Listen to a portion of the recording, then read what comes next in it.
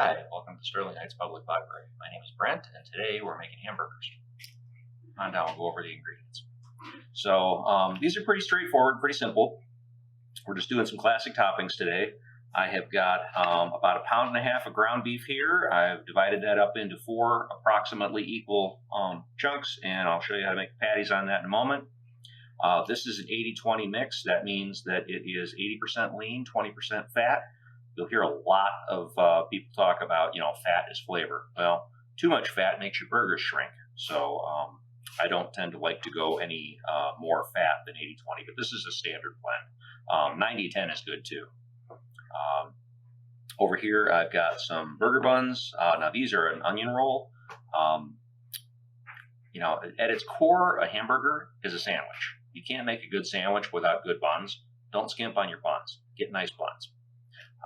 Got a little bit of dill pickle here, some thinly sliced raw onion, little mustard, a little ketchup, and a couple slices of cheese.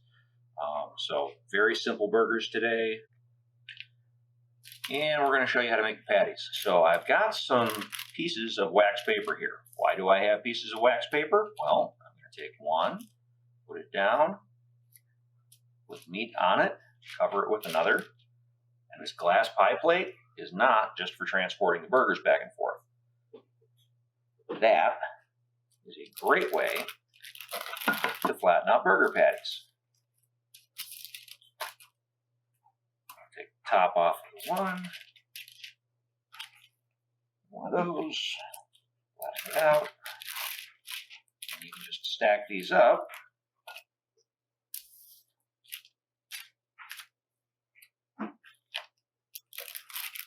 One thing about ground beef, try not to use anything that's been pre-frozen. You will find that if it's been frozen before and then thawed out, you'll lose a lot of your juice. A lot of people don't know about or think about, but use fresh ground beef. It does make a difference. I'm just going to go ahead and spread these out a little bit. Like to season these, give them a little salt before we go outside. Set these aside for a moment, and we're going to go outside and show you how to get a fire going. Today, we're going to be working over lump charcoal, so we're going to need a couple of things. This thing comes in really handy. This is a fire chimney. This is how we're going to build the fire. I've got a little bit of charcoal left over in here, but we'll be using some fresh as well. You're going to need a pair of long-handled tongs, a good spatula. This is going to be important. A grill brush. We're going to be starting our fire with a couple of pieces of newspaper. You can use charcoal starter if you don't have newspaper, but if you do that, get the decent stuff, because the cheap stuff leaves a flavor that you might not like. We are going to be using the lid on the grill today. Real quickly, you got a vent on the top, and you got a vent on the bottom. You want to make sure those are both open, especially for starting the fire. You're going to need the one on the bottom. So I've got about 3 little sheets of newspaper here, and these, crumple them loosely. Don't pack them too tight. And the bottom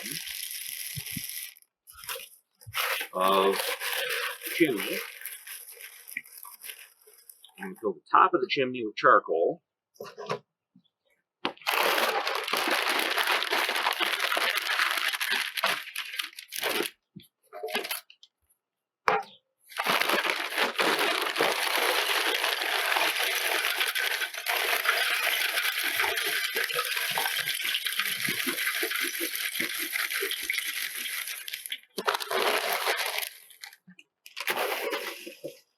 Lump charcoal is a little bit harder to find.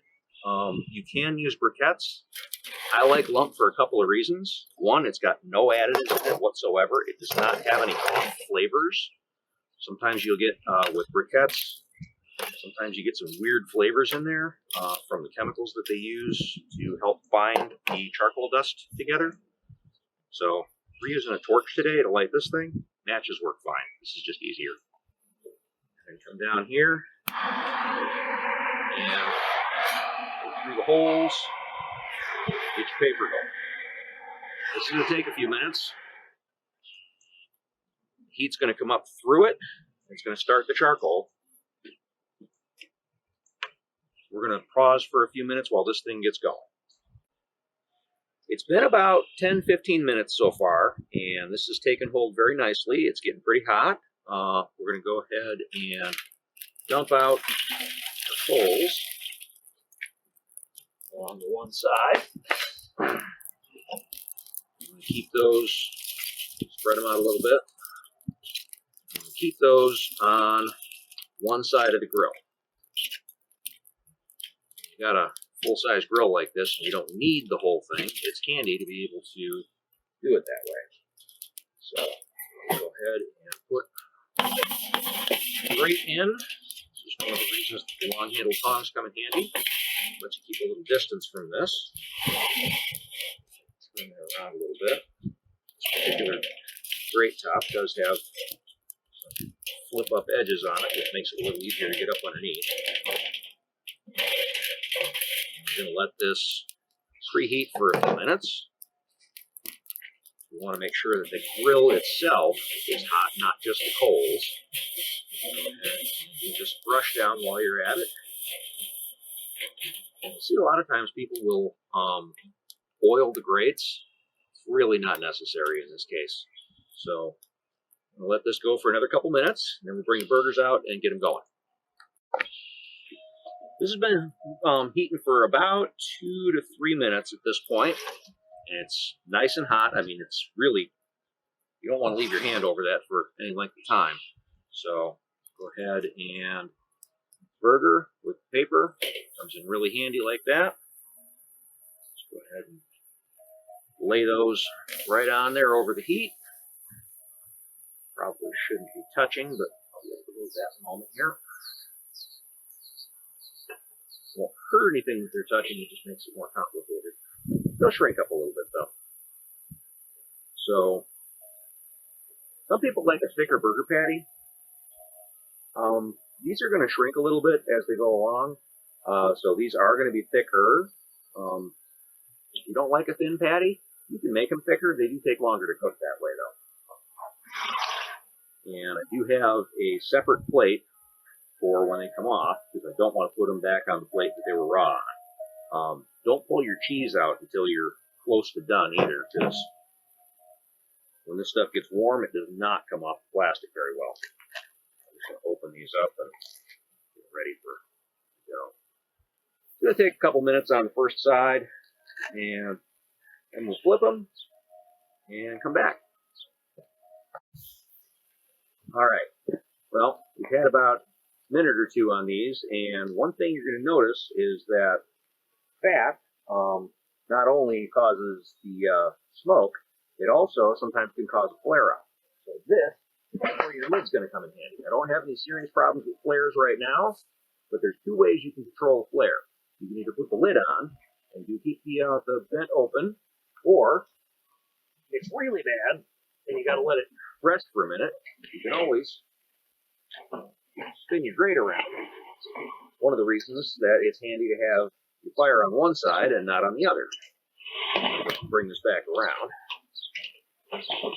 Still cooking, but and if you can, try to stand on the upwind side so the smoke's not blowing in your face, but it's not always possible. Now, these are starting to shrink a little bit. Don't move your burgers immediately upon putting them on the grill. Give them a minute. If you want them to be able to start to release from that grill a little bit. They stick when they first go down. And you gotta let them set for a minute. Okay, so we'll try to get some marks on the back here.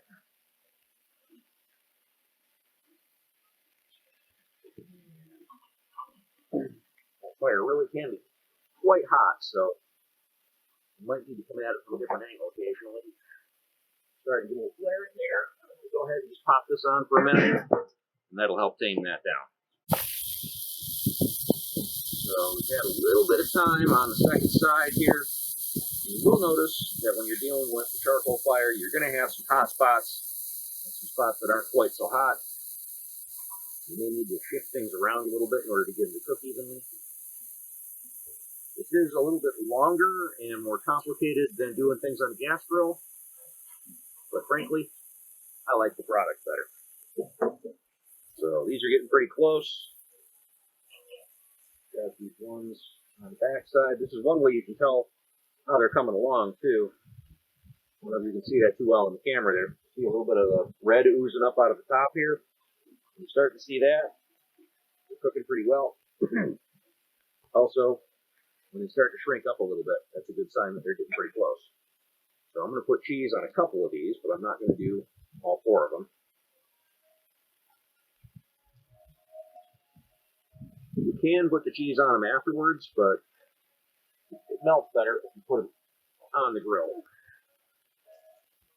And then, if you really want it to melt, you just pop that lid on for a moment. It doesn't take long. Yeah, that's more messy. So you can use any kind of cheese you want. I like good old classic American singles. But if you prefer something else, do something else. A million ways that you can top a hamburger. We're just doing a simple classic today. We're going to leave these just a little bit pink in the middle.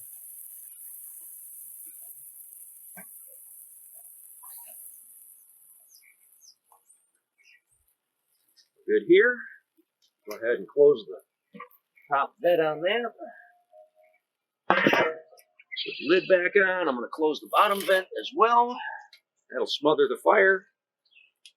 Now, if you like toasted marshmallows, leave your vents cracked a little bit because after dinner you can come back out and you'll still have a little bit of heat in the coals and you can toast the marshmallows afterwards. But if you want to conserve charcoal, close your vents, smother your fire. All right, so to dress this, I'm going to recommend you toast your buns a little bit. Those are quite nice that way. Again, don't use sketchy bread to make your burger because sketchy bread makes sketchy sandwiches. Put a onion on there. Throw on some nice pickles.